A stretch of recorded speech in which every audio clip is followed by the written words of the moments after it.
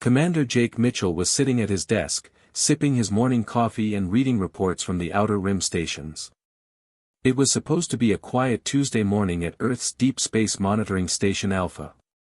The coffee was still hot, the kind of strong black brew that kept night shift operators awake during the long hours of scanning empty space for signals.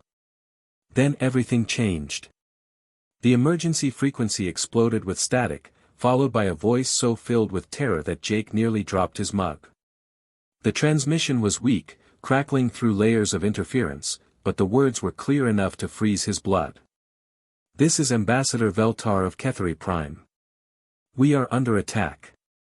The Vorthak Dominion has broken through our outer defenses. They are bombing our cities. Taking our people. Please, if anyone can hear this transmission, we need help. Our children are dying." Jake's hands flew across his control panel, trying to clean up the signal and get a better lock on the source. The Ketheri were peaceful traders, known throughout the galaxy for their beautiful art and gentle nature. They had no military to speak of, just a small patrol fleet meant for protecting merchant vessels from pirates. The Vorthak Dominion, on the other hand, were the monsters that haunted every peaceful species' nightmares. They swept through star systems like locusts, taking everything of value and turning entire populations into slaves. 3 civilizations had already fallen to them in the past 5 years. The galaxy knew their methods well by now. "Our orbital platforms are destroyed," the Ketheri ambassador continued, his voice breaking. "They are landing troop transports. Civilians are being rounded up and loaded onto slave ships. We estimate we have maybe 6 hours before complete occupation. Please, someone help us." Jake hit the emergency alert button and watched as red lights began flashing throughout the station. Within seconds, other operators were at their posts, confirming the signal and working to establish a clearer connection. The station commander, Colonel Rick Stevens, burst through the door still fastening his uniform jacket. "What do we have, Mitchell?" "Distress call from the Ketheri system, sir. The Vorthak have invaded." "It sounds bad." Colonel Stevens listened to the transmission with a grim expression. The Ketheri were good people, honest traders who had always dealt fairly with human merchants. They didn't deserve this fate. "Get me a direct line to Fleet Command," Stevens ordered. "Priority Alpha." Within minutes, Admiral Lisa Barnes was on the secure channel from Earth's military headquarters. She was known throughout the fleet as someone who made quick decisions and stood by them, no matter the political consequences. "Admiral, we're receiving a distress call from Ketheri Prime," Stevens reported. "The Vorthak Dominion has launched a full invasion. The locals are requesting immediate assistance." There was a pause as Barnes processed the information. Everyone knew the Galactic Council's procedures for this kind of situation. There would be emergency meetings, debates about jurisdiction, votes on whether to send a strongly worded diplomatic message. By the time they decided on any real action, the Ketheri would be in chains. "Ma'am," Captain Tom Rodriguez, her aide, spoke up from the background. "The Galactic Council will expect us to wait for their authorization before taking any military action. Protocol suggests we should file a formal request and await their decision." Admiral Barnes stared at the star charts on her wall, showing the current positions of every human ship in known space. 847 vessels, from massive battleships to small patrol cruisers. The entire human fleet, scattered across dozens of systems. "How long to reach Ketheri space if we leave now?" she asked. 3 days, ma'am, assuming we can get everyone moving within the hour." Barnes closed her eyes for a moment, thinking about the Ketheri children mentioned in that desperate transmission. She thought about the 3 civilizations that had already fallen while the Galactic Council debated proper procedures. "Deploy everything," she said quietly. Captain Rodriguez blinked in surprise. "Ma'am, did you say everything?"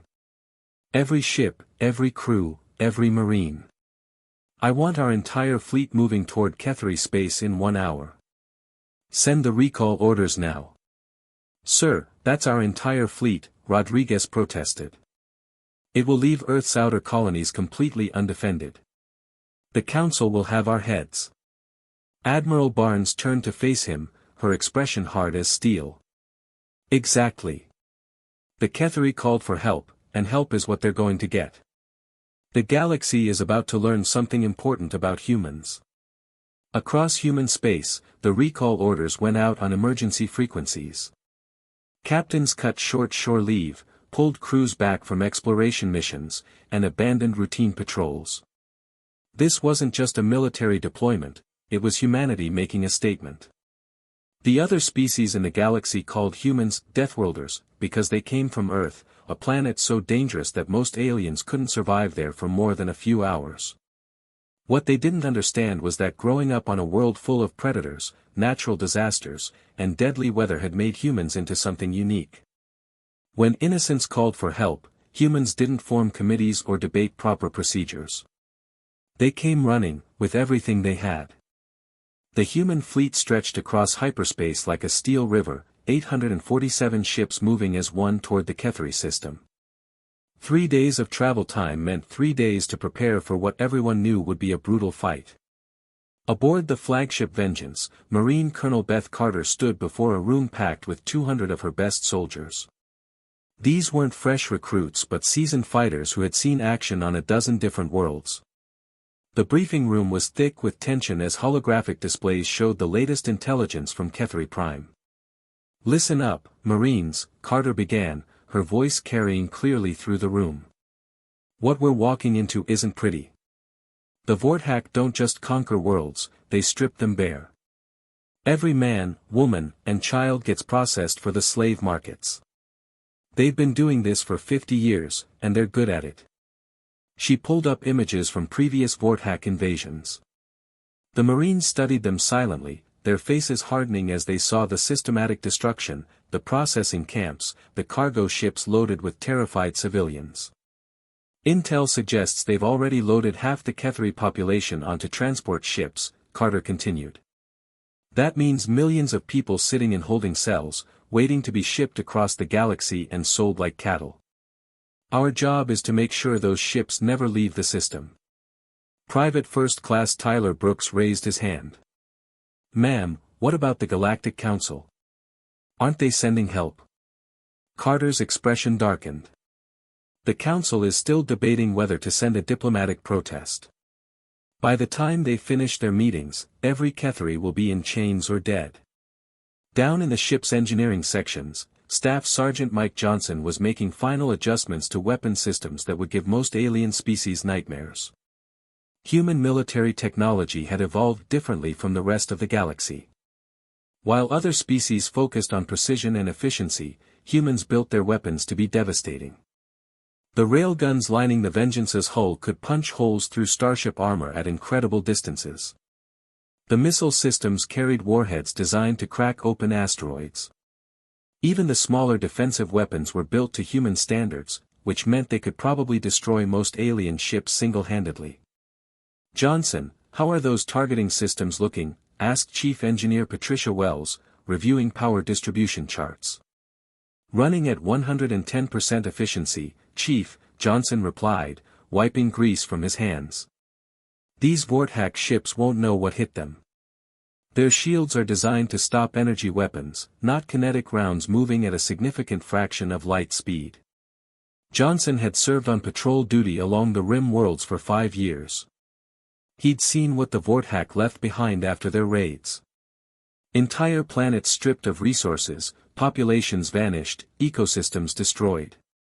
The thought of them doing the same thing to the gentle Ketheri made his blood boil. Up on the communications deck, Lieutenant Commander Amy Roberts was monitoring transmissions from across the galaxy. Her job was to keep track of what other species were saying about the crisis, and the news wasn't encouraging. The Alta-Iran Republic had issued a formal statement expressing concern about the situation. The Zenthari Federation was calling for increased diplomatic pressure on the Vorthak leadership. The Stellar Alliance was demanding an immediate ceasefire and peace negotiations. But none of them were sending ships. "More diplomatic nonsense from the Rigel sector," Roberts reported to her supervisor. "The local government is organizing a prayer vigil for the Ketheri. Very touching, I'm sure." What made it worse were the increasingly desperate transmissions still coming from Kethri Prime. Ambassador Veltar was sending updates every few hours, and each one painted a darker picture. Human fleet, this is Kethri Prime. The situation continues to deteriorate. The Vorthak have established 3 major processing centers in our largest cities. We estimate that 53% of our population has been captured. The remaining civilians are hiding in underground shelters, but the enemy is using deep-scan equipment to locate them. Please hurry. In the Marine quarters, Sergeant Danny Walsh was cleaning his rifle for the 3rd time that day. It was a nervous habit, something to keep his hands busy while his mind processed what they were heading into. Around him, other Marines were doing the same, checking equipment, reviewing tactical plans, writing letters they hoped they'd never have to send home. You know what bugs me most about this? Walsh said to Corporal Kevin Martinez, who was sharpening his combat knife. The whole galaxy calls us Deathworlders like it's some kind of insult. Like being from Earth makes us primitive or dangerous. Martinez tested the blade's edge against his thumb. Maybe we are dangerous. Maybe that's exactly what the Kethri need right now. Damn right, Walsh agreed. These Vorthak think they can roll over peaceful species because nobody fights back hard enough. Well, they've never fought humans before. They've never fought people who grew up on a planet trying to kill them every single day. Earth had shaped humanity in ways that other species couldn't understand. Surviving ice ages, volcanic eruptions, massive storms, and predators that could tear through steel had made humans into something unique in the galaxy. They didn't just adapt to dangerous situations, they thrived in them. The galaxy was about to get a lesson in what happened when you threaten innocence in front of Deathworlders. The human fleet continued its journey through hyperspace, carrying 800,000 crew members toward what would become the largest military engagement in human history. The human fleet materialized at the edge of the Kethri system like ghosts stepping into reality. 847 ships dropped out of hyperspace in perfect formation, their sensors immediately painting a picture that made even hardened veterans sick to their stomachs. Kethri Prime hung in space like a wounded animal. The beautiful blue-green world that had once been home to 3 billion peaceful beings was now scarred with burning cities. Massive Vorthak dreadnoughts circled the planet like vultures, their dark hulls blotting out sections of starlight. These weren't just warships but floating processing plants, designed to break down entire civilizations into manageable cargo. Admiral Lisa Barnes stood on the bridge of her flagship, watching the tactical display with cold fury. Smaller Vorthak vessels moved in steady streams between the planet's surface and the larger ships, each one packed with terrified civilians being transported to slave holds. The efficiency of it was horrifying. This wasn't random violence but industrial-scale kidnapping. Admiral, we're detecting 17 Vorthak capital ships and approximately 200 support vessels, reported Lieutenant Commander Amy Roberts from her sensor station. They've got the entire planet locked down. No civilian ships are getting in or out. What about the Kethri Defense Fleet? Barnes asked, though she suspected she already knew the answer. Debris fields in 3 orbital zones, ma'am. Looks like they tried to make a stand around the space stations. Didn't last long. Captain Tom Rodriguez moved to stand beside the Admiral, his face grim as he studied the enemy formation. Ma'am, those are some big ships out there. Their flagship has to be 3 times the size of anything in our fleet. And they outnumber us nearly 3-to-1 if you count all their support craft. Admiral Barnes turned to look at her communications officer. Lieutenant Wells, open a channel to all ships in the fleet. All frequencies. Channel open, Admiral. Barnes keyed her microphone, her voice carrying to every human vessel in the system. This is Admiral Barnes to all ships. You can see what we're dealing with here. The Vorthak think they can terrorize innocent people because nobody has ever made them pay a real price for it. Today, that changes. All ships, weapons free. Rules of engagement are simple, anything with a Vorthak signature gets destroyed. Show no mercy, because they sure as hell won't show any to those prisoners. Across the human fleet, weapons systems came online with deadly efficiency. Ships that had been built to survive everything Earth's hostile environment could throw at them powered-up gun systems designed by a species that had clawed its way to the top of their planet's food chain. Captain Mark Thompson commanded the destroyer Retribution, one of the faster ships in the fleet. His vessel had been designed for hit-and-run attacks, built around a massive railgun system that could accelerate projectiles to incredible speeds. "Helm, take us in fast and hard," Thompson ordered. "Target that processing ship at bearing 270. The one with all the civilian transports docked to it." "Sir, that's a heavily defended target," warned his tactical officer, Lieutenant Jack Morrison. "It's got escort cruisers and fighter screens." "Then we'll go through them," Thompson replied. "Chief, give me everything the railguns have got." The Retribution screamed forward at attack speed, its engines pushing the ship to velocities that would have torn apart most alien vessels.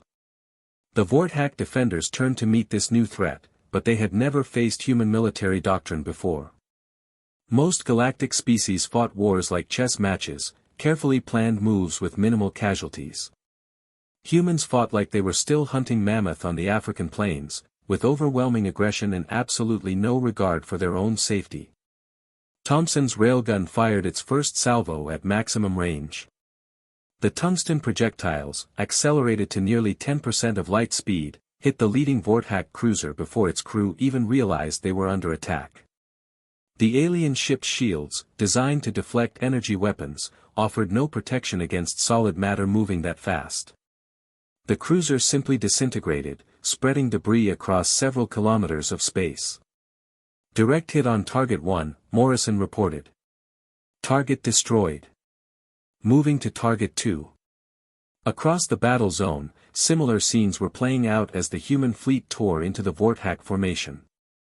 The aliens had technology comparable to humanity's, but they had never faced an entire species that treated warfare as natural selection in action.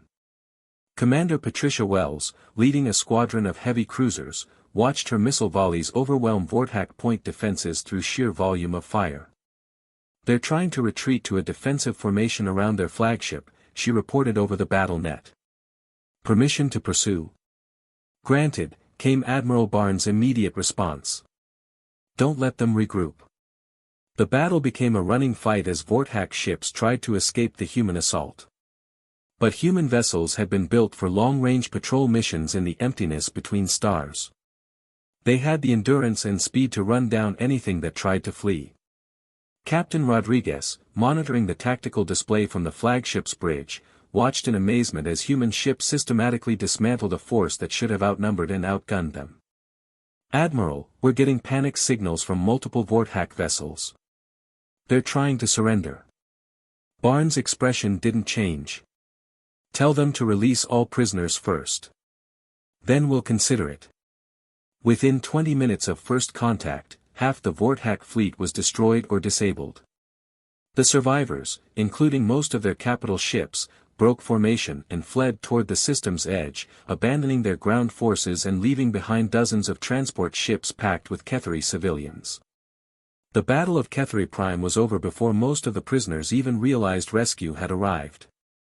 While Admiral Barnes was coordinating the destruction of the Vorthack fleet above, Colonel Beth Carter was preparing to bring hell to the enemy forces on the ground. The Marine landing craft had launched from their carrier ships the moment the space battle began, racing through Ketheri Prime's atmosphere like falling meteors. Carter stood in the cramped passenger bay of the lead dropship, surrounded by 40 Marines who represented the best of Earth's military. These weren't soldiers who had grown up in peaceful training academies. They were men and women who had survived Earth's brutal environment, where everything from the weather to the wildlife was actively trying to kill them. "Listen up, Marines," Carter shouted over the roar of atmospheric entry. "Intelligence shows 3 major processing centers in the capital city. Each one holds approximately 50,000 Ketheri civilians. The Vorthack have had 6 hours to dig in and fortify their positions." Sergeant First Class Kevin Davis checked his weapon one final time. He had been fighting in human conflicts for 8 years, from the colony rebellions to the pirate wars along the Outer Rim. But this was different. This wasn't about territory or resources. This was about saving innocent people from a fate worse than death. "Ma'am, what's the enemy strength on the ground?" asked Corporal Ryan Martinez, the squad's demolitions expert. "Approximately 10,000 Vorthack soldiers, plus their support staff and slave handlers," Carter replied. "They've got energy weapons, powered armor, and defensive positions. On paper, they should be able to hold those facilities indefinitely." The dropship shuddered as it hit heavy turbulence, the pilot fighting to maintain control through the smoke and debris clouds rising from the burning cities below. Through the small windows, the Marines could see the devastation the Vorthack had inflicted. Entire neighborhoods had been leveled to clear fields of fire around the processing centers. "On paper doesn't account for one thing," Davis said grimly. "They've never fought humans before." That was the truth that the Vorthack leadership had failed to understand. Their species had evolved on a world with stable weather, low gravity, and no large predators. Conflict, when it occurred, was usually settled through negotiation or limited warfare with strict rules of engagement. They had conquered dozens of species, but all of them had been similarly peaceful. Humans were different. Earth had spent millions of years trying to kill them through ice ages, volcanic eruptions, massive storms, and predators that made the Vorthack's worst nightmares look like house pets. The humans who had survived to reach the stars weren't just intelligent, they were apex predators with weapons and military training. The dropship touched down in what had once been a beautiful park in the center of Ketheri Prime's capital city. Now it was a smoking crater surrounded by the twisted remains of artistic sculptures and flowering trees. The Marines poured out of the landing craft and immediately took cover behind debris, their training taking over automatically. "Contact front," shouted Private Jessica Anderson, the squad's marksman. "Vorthack patrol, 11 o'clock, 200 meters." Davis raised his rifle and studied the enemy through his scope. The Vorthack soldiers were impressive looking, 7 feet tall with powered armor that gleamed like mirrors. Their energy weapons hummed with barely contained power. By all logic, they should have been more than a match for humans in basic infantry gear. The firefight lasted 30 seconds. Davis's first shot punched through the lead Vorthack's helmet like it was made of paper. Anderson's covering fire scattered the patrol before they could properly return fire. Martinez flanked around a ruined building and hit them from the side with his grenade launcher. "Target practice," Davis commented, watching the last Vorthack soldier collapse behind a overturned vehicle. "These guys train for fighting other peaceful species. They've got no idea how to deal with real predators." The human assault teams moved through the city like ghosts, using tactics that had been refined through centuries of warfare on Earth. They used the rubble for cover, coordinated their attacks with brutal efficiency, and showed absolutely no mercy to enemy soldiers who had been torturing innocent civilians for hours. The first processing center was a massive concrete building that had once been a sports arena. The Vorthack had converted it into a sorting facility where Ketheri civilians were catalogued and prepared for transport to slave markets. Thousands of terrified families were packed into holding pens, waiting to be separated and shipped to different parts of the galaxy. Breaching charges set, Martinez reported from his position at the main entrance. "Ready to blow on your command." Carter studied the building's layout on her tactical display. Intelligence suggested the Vorthack had fortified the entrance and upper levels, but they probably hadn't expected humans to use such aggressive assault tactics. "Blow it," she ordered. The explosion tore a hole through the reinforced doors large enough to drive a truck through. Carter's Marines poured into the building before the smoke had cleared, their weapons already targeting the stunned Vorthack defenders inside. The aliens had expected a cautious assault, maybe some negotiation for prisoner releases. They got human Marines moving through their positions like a force of nature, clearing rooms with precision that came from growing up on the most dangerous planet in the galaxy. "Left corridor clear," reported Anderson, her rifle tracking for new targets. "Moving to the holding areas." "Right corridor secure," called Martinez. "Found about 2,000 prisoners in pens back here. They look scared but unharmed." Within 2 hours, all 3 processing centers had been liberated. The Vorthak ground forces, faced with an enemy that fought like no species they had ever encountered, broke and ran for their evacuation ships. Many didn't make it. Carter stood in the main plaza of the capital city, watching as her Marines helped Ketheri families reunite after their ordeal. Children who had been separated from their parents were crying with joy. Adults who had thought they would never see home again were kissing the ground. Colonel Davis approached, his rifle slung casually over his shoulder. Final count shows we've liberated approximately 120,000 civilians from the 3 facilities. Enemy casualties were heavy. Our casualties were light. Carter nodded, unsurprised. The Vorthak had learned a painful lesson about what happened when you threaten innocence in front of Earth's children. Humans didn't just fight to win, they fought to make sure their enemies never wanted to fight them again. The rescue operation was complete, but the galaxy would remember this day for a very long time.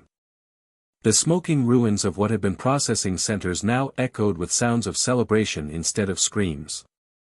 Ketheri families embraced each other in the rubble-strewn streets, parents finding children they thought they'd lost forever, grandparents being helped to their feet by human Marines who spoke no words of their language but understood everything about protecting family. Ambassador Veltar stood in what had been the central holding facility just hours before. The metal cages where his people had been penned like animals were now torn open, their twisted remains scattered across the floor by human demolition charges. His legs shook as he tried to process what had happened. Admiral Lisa Barnes walked through the facility beside him, her boots crunching on broken glass and debris. She had seen the aftermath of battles before, but this was different. This hadn't been a war between armies but a rescue operation that had saved an entire civilization. "I don't understand," Veltar said, his translator device struggling with the emotion in his voice. "Your people traveled across half the galaxy. You risked your entire fleet. You lost soldiers in our cities. All for strangers you had never met." Barnes stopped walking and turned to face the Ketheri diplomat. His people were tall and graceful, with large eyes that seemed to hold infinite sadness. Right now, those eyes were filled with tears that he wasn't bothering to wipe away. "Ambassador, let me ask you something," Barnes said gently. "If you heard a child crying for help, would you stop to ask if that child was related to you before you helped?" Veltar blinked in confusion. "Of course not. Any decent person would help a child in danger. That's what neighbors do," Barnes replied simply. "The Ketheri called for help.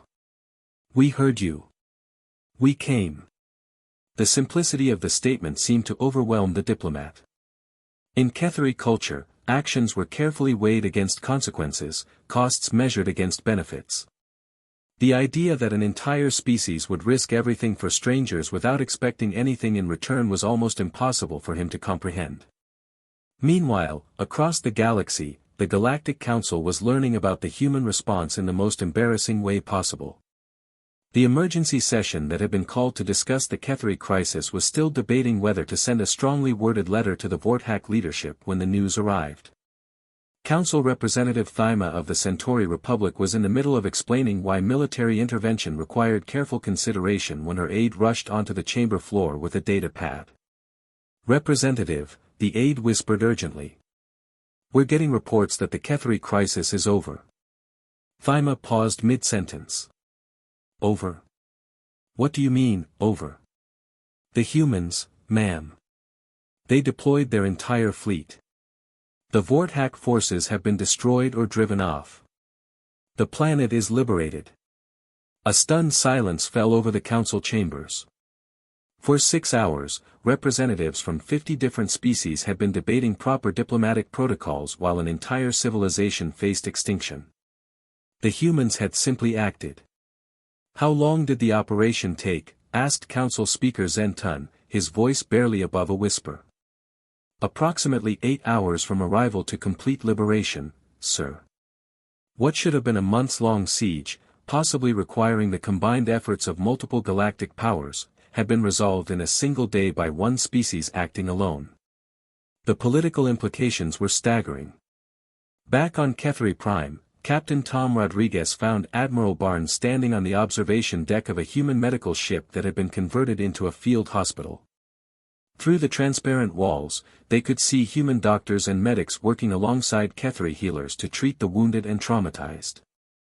"Admiral, we're receiving communications from 17 different governments," Rodriguez reported, holding a data pad filled with diplomatic messages. "They all want to establish defense treaties with Earth immediately." Barnes wasn't surprised. Word of the Kethri rescue would spread through the galaxy faster than light, carried by merchant ships and diplomatic channels. Every peaceful species would be asking themselves the same question: if the Vortak came for them next, who would answer their call for help? "The Altaïran Republic is offering to share their advanced shield technology," Rodriguez continued, scrolling through the messages. "The Zenthari Federation wants to discuss joint military exercises. Even the Rigel Trade Union is talking about formal alliance agreements." Through the hospital windows, they watched human engineering teams working alongside Kethri civilians to clear debris and restore power to damaged neighborhoods. The humans weren't acting like conquerors or occupiers. They were helping rebuild what had been destroyed, asking for nothing in return. "Ma'am, there's also a message from Earth Command," Rodriguez added. "The President wants to know if we need reinforcements or supplies." Barnes shook her head. "Tell them we're fine. The Kethri are handling their own reconstruction. We're just here to help until they don't need us anymore." That evening, as the sun set over the Kethri capital, Ambassador Veltar stood with Admiral Barnes on the steps of what had been the planetary government building. The structure was damaged but reparable, like so much else on his world. "Admiral, my people have a tradition," Veltar said quietly. "When someone saves our lives, we consider them family forever. Not friends, not allies, but actual family. Blood of our blood." Barnes looked at him with genuine curiosity. "What does that mean, exactly?" "It means that from this day forward, any human who sets foot on Kethri Prime will be welcomed as a son or daughter of our world. It means that if Earth ever faces danger, the Kethri will answer your call just as you answered ours. It means we are bound together now, across the stars." As word of the rescue spread through galactic communication networks, other species began to understand something important about humanity. The Deathworlders weren't just dangerous because they came from a hostile planet. They were dangerous because they cared about strangers enough to cross the galaxy and fight impossible odds to protect them. The Vortak Dominion, licking their wounds in the Outer Rim territories, would think twice before attacking any world that might call for human help. Pirates and slavers throughout the galaxy suddenly found their operations much more dangerous, knowing that Earth's children were watching. The galaxy had learned a valuable lesson about Deathworlders. When they heard someone crying for help, they didn't send diplomatic protests or economic sanctions or strongly worded letters. They sent everything they had, and they brought everyone home. The Kethri would never be alone again. And neither would any other species that found themselves facing the darkness, knowing that somewhere among the stars, the humans were listening.